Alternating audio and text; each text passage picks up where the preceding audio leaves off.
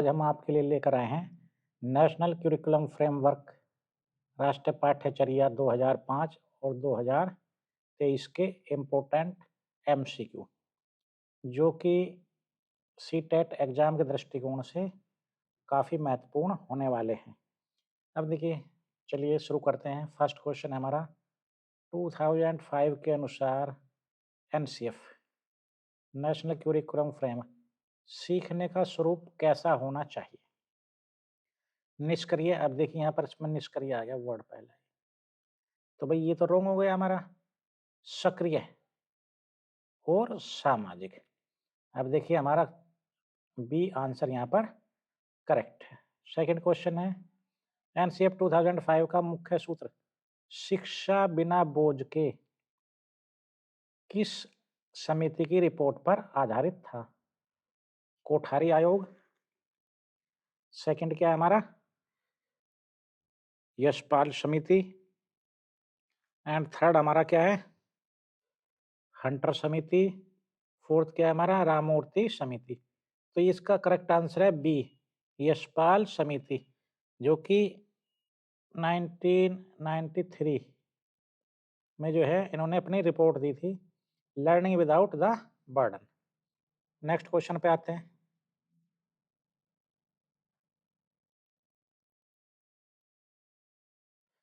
Question number 3 है हमारा NCF 2005 के अनुसार शिक्षक की भूमिका क्या है। अधिनायक रोंग है, अनुमतिदाता रोंग है, ये देखिए सुविधादाता फैसिलिटेटर, ये हमारा आंसर यहाँ पर करेक्ट है। उपदेशक भी हमारा रोंग है। तो यहाँ पर देखिए मार्ग दिखाने वाला शिक्षक निर्देश देने वाला नहीं है, मार्ग दिखाने वाला फैसिलिटेटर सुविधादाता। 4 विद्यालय शिक्षा का अब तक का सबसे नवीनतम राष्ट्रीय दस्तावेज कौन सा है। 2005 एनसीएफ, एनसीएफ 2000, एनपीई 1986, एनसीएफ 2023। अब ये देखिए बिल्कुल न्यू नेशनल करिकुलम फ्रेमवर्क 2023 जो है बिल्कुल न्यू डॉक्यूमेंट है स्कूल एजुकेशन। तो हमारा आंसर डी बिल्कुल यहाँ पर करेक्ट होगा। नेक्स्ट चलते हैं 5। ये क्या कह रहा है एनसीएफ 2005 के अनुसार प्राथमिक स्तर पर भाषा का माध्यम क्या होना चाहिए। अंग्रेजी भाषा रोंग, हिंदी रोंग, मातृभाषा क्या होना चाहिए मातृभाषा। शुरुआती जो है उसकी मातृभाषा में जो शुरुआती प्राथमिक स्तर पर जो भाषा का माध्यम है वो क्या होना चाहिए मातृभाषा। वो कुछ भी हो सकती है, किसी की पंजाबी, किसी की तेलुगु, किसी का एटसेट्रा, कुछ भी हो सकती है। तो हमारा आंसर यहाँ पर क्या होगा सी। नेक्स्ट है क्वेश्चन नंबर 6 है हमारा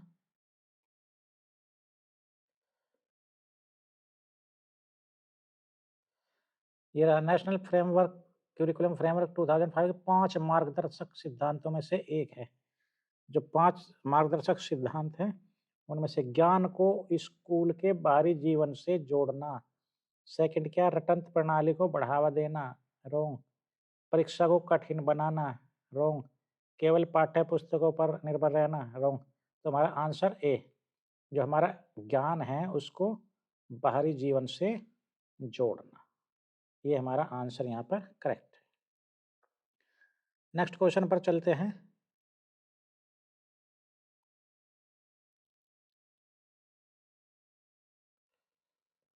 अब देखिए question number 7 NCF 2023 foundational stage के अनुसार बच्चों की शिक्षा का आधार क्या होना चाहिए। कैसा होना चाहिए रटना रोंग, खेल आधारित प्ले बेस्ड, लिखित रोंग, फाउंडेशनल स्टेज पे लिखित का इतना मैटर नहीं होता, सख्त अनुशासन रोंग। तो कैसा होना चाहिए खेल आधारित प्ले बेस्ड, प्ले वे में खेल, खेल खेल में एजुकेशन, फाउंडेशनल स्टेज एनसीएफ 2023 के अनुसार ये करेक्ट होगा। अब देखिए 23 के अनुसार ये एक स्ट्रक्चर है हमारा एजुकेशनल संरचना है 5+3+3+4। तो संरचना 5 में किस चरण को दर्शाता है। ये पहली वाली जो स्टेज है वो किस चरण को दर्शाती है, कौन सी कौन सी होगी वो? ये बुनियादी चरण, इसको बोलते हैं हम बुनियादी चरण, जिसमें आंगनवाड़ी भी आ जाती है, आंगनवाड़ी और प्री स्कूल भी बोल सकते हैं, और कक्षा 1 एंड 2, ये भी इसी के अंदर होता है 5 का जो स्ट्रक्चर है उसके अनुसार। नेक्स्ट हमारा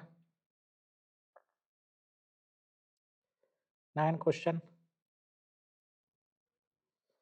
एनसीएफ 2023 के अनुसार पंचकोश की अवधारणा है। अब देखिए एनसीएफ 2023 में पंचकोश, ये क्या इंडियन नॉलेज सिस्टम को भी इसमें शामिल किया गया है। उसमें क्या केवल शारीरिक विकास, बच्चे का समग्र विकास, 5 विषयों की पढ़ाई, स्कूल के 5 नियम, रॉन्ग। तो हमारा आंसर क्या होगा? बी, बच्चे का समग्र विकास। होलिस्टिक, होलिस्टिक जो उसका डेवलपमेंट है वो इसमें होना चाहिए, जिसे शारीरिक, शारीरिक है, प्राणिक है, मानसिक है, बौद्धिक है और आनंदमय है। ये पंचकोश सिद्धांत है, ये यहाँ पर भी दिया है इसका आंसर। नेक्स्ट 10, एनसीएफ 2023 के अनुसार कक्षा 3 से 5 किस चरण के अंतर्गत आते हैं? ये किस चरण के अंतर्गत आते हैं? बुनियादी चरण? नहीं, ये वाला तो नहीं है, बुनियादी में तो 1 और 2 आता है, आंगनवाड़ी प्री स्कूल आता है। तैयारी चरण, मध्य चरण, माध्यमिक, माध्यमिक में नहीं आया, मध्य में नहीं आया, ये होगा प्रिपरेटरी स्टेज। तो ये वाला आंसर हमारा करेक्ट है, तैयारी चरण। नेक्स्ट क्वेश्चन हमारा 11, एनसीएफ 2023 के अनुसार फाउंडेशनल स्टेज की आयु सीमा क्या है? जो हमारा फाउंडेशनल स्टेज है उसका सबसे पहला बुनियादी वाला, जिसमें 5+3 इस प्रकार से जो 5 वाला है उसका क्या होगा बुनियादी चरण का? ये होगा करेक्ट आंसर 3 से 8 वर्ष। एक समृद्ध पुस्तकालय का क्या लाभ है? यह शिक्षकों के आराम के लिए है, यह स्व शिक्षा का अवसर प्रदान करता है, यहाँ केवल कहानी की किताबें होनी चाहिए, ये सजावट का हिस्सा है। तो यहाँ पर करेक्ट आंसर क्या होगा? ये सेल्फ लर्निंग का एक अवसर प्रदान करता है। नेक्स्ट हमारा क्वेश्चन 13, एनसीएफ 2023 में विद्यार्थियों के विकास के लिए किस कार्ड की सिफारिश की गई? रिपोर्ट कार्ड, और सेकंड है 360 डिग्री समग्र प्रगति कार्ड, होलिस्टिक प्रोग्रेस कार्ड, केवल ग्रेडिंग कार्ड और व्यवहार कार्ड। तो यहाँ पर करेक्ट आंसर क्या? 360 समग्र प्रगति कार्ड यहाँ पर करेक्ट आंसर होगा एनसीएफ 2023 के अनुसार। अब देखिए एक क्वेश्चन हो रहा है, एनसीएफ 2005 बल देता है किस पर? रटने पर, रॉन्ग। करके सीखने पर, राइट। सूत्र याद करना, रॉन्ग। केवल अनुशासन पर, रॉन्ग। तुम्हारा क्या? लर्निंग बाय डूइंग, ये इस पर बल देता है। क्वेश्चन नंबर 15 है, एनसीएफ 2023 के अनुसार स्कूली शिक्षा के मिडिल स्टेज 6 to 8 में किन विषयों पर जोर दिया गया है? कौन कौन से विषय हैं? 6 to 8 क्या है? अमूर्त अवधारणाओं जो हों, अवधारणाओं पर जो विषयों के गहरे कंसेप्ट सिखाए जाते हैं। तो इसमें क्या हमारा आंसर? ये खेल कूद रॉन्ग है, अमूर्त अवधारणा और विषय आधारित शिक्षण पर बल दिया गया है। 15 का आंसर ये होगा। नेक्स्ट हमारा क्वेश्चन आया है,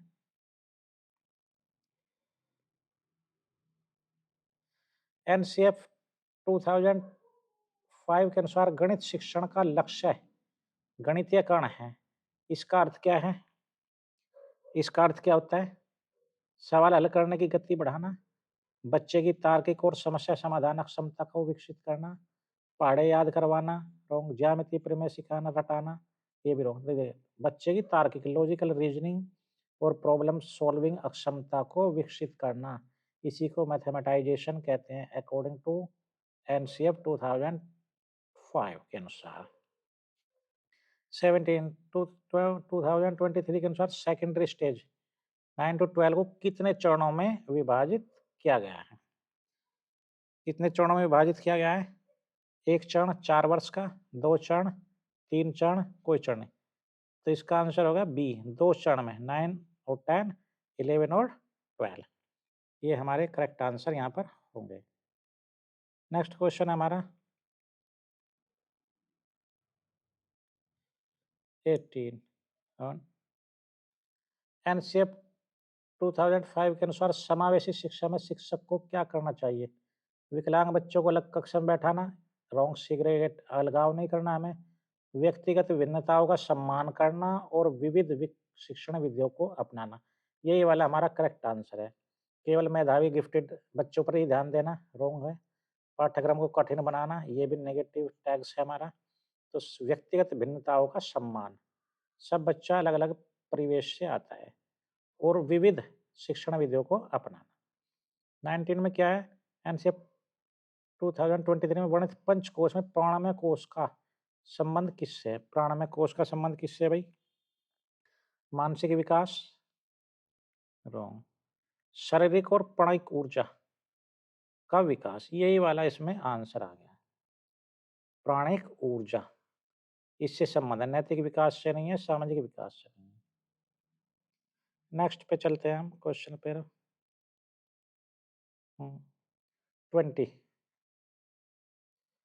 20 क्वेश्चन है हमारा। एनसीएफ 2005 के अनुसार शिक्षण की त्रिभाषा सूत्र, 3 लैंग्वेज फॉर्मूला में पहली भाषा क्या होना चाहिए? अब 20 का अनुसार क्या होना चाहिए भाई? अंग्रेजी, रॉन्ग। हिंदी पूरे भारत में, रॉन्ग। सी, मातृभाषा या अक्षेत्रीय भाषा, यही हमारी पहली भाषा है जिसमें बच्चे को शिक्षा दी जाएगी, और संस्कृत भी, रॉन्ग। 21 क्या है? एनसीएफ 2023 के अनुसार पाठ्य पुस्तकों का स्वरूप कैसा होना चाहिए? किस प्रकार की पाठ्य पुस्तकें होने? बहुत भारी तथ्यपूर्ण, रॉन्ग। सूचनाओं से भरी हुई, रॉन्ग। केवल black board and white, black and white. आकर्षक, अट्रैक्टिव, संवादात्मक और गतिविधियों से भरपूर, यही हमारा आंसर करेक्ट है। नेक्स्ट क्वेश्चन हमारा एनसीएफ से रिलेटेड 22 में 2005 के अनुसार सामाजिक विज्ञान शिक्षण का उद्देश्य क्या है? परीक्षा में अच्छे अंक लाना, रॉन्ग। आलोचनात्मक चिंतन और मानवीय मूल्यों का विकास, केवल इतिहास की तारीखें याद करना, रॉन्ग है। नेताओं के नाम याद रखना, रॉन्ग है। तो इसका करेक्ट आंसर क्या होगा? बी। ये हमारी क्या है? ये पेडागोजिकल क्वेश्चन है हमारा, आलोचनात्मक चिंतन और मानवीय मूल्यों का विकास। 23 एनसीएफ 2023 के अनुसार वोकेशनल एजुकेशन कब से शुरू होनी चाहिए? व्यवसायिक जो शिक्षा वो कब से शुरू होनी चाहिए? कक्षा 1, छोटा बच्चा होता है, पता नहीं है उसको।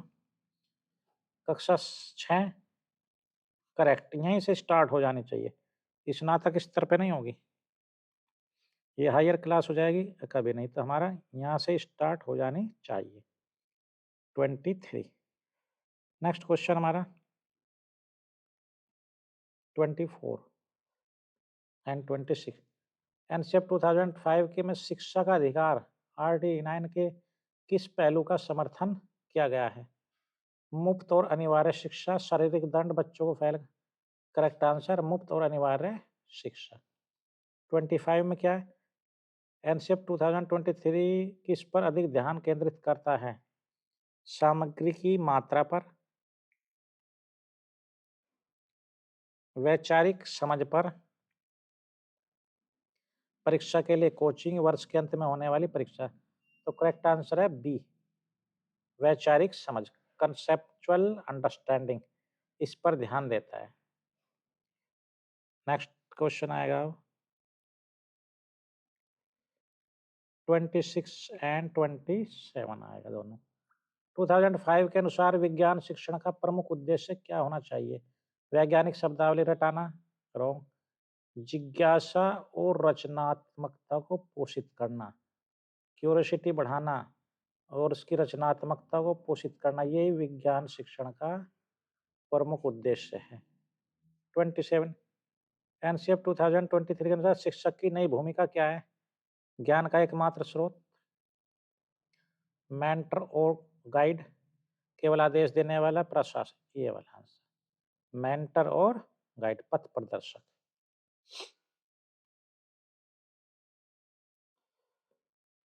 28 एंड 29 एनसीएफ 2005 के अनुसार पाठ्यचर्या का निर्माण इस प्रकार हो कि वह कैसा होना चाहिए? शिक्षक के काम को आसान बनाए, रॉन्ग।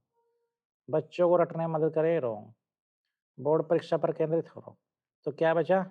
सी, बच्चों को चहुमुखी विकास के अवसर प्रदान करे, ये वाला करेक्ट आंसर होगा। अब नेक्स्ट क्वेश्चन आया है 29 एनसीएफ 2023 में बहुभाषावाद, मल्टीलिंगुअलिज्म को माना गया है, क्या माना गया है? एक बाधा, रॉन्ग। एक चुनौती, रॉन्ग। एक संपत्ति, संसाधन, एक रिसोर्स और संसाधन के रूप में बहुभाषावाद को माना गया है। तो हमारा सी आंसर करेक्ट। चलिए लास्ट 30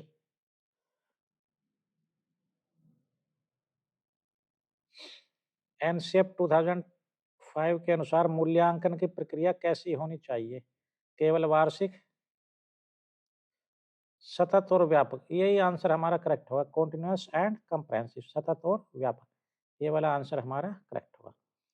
तो साथियों, इस प्रकार हमारे एनसीएफ 2005 एंड 23 के ये इम्पोर्टेंट क्वेश्चंस हैं, आप इनकी प्रैक्टिस कीजिए। सीटेट एग्जाम के लिए महत्वपूर्ण क्वेश्चन।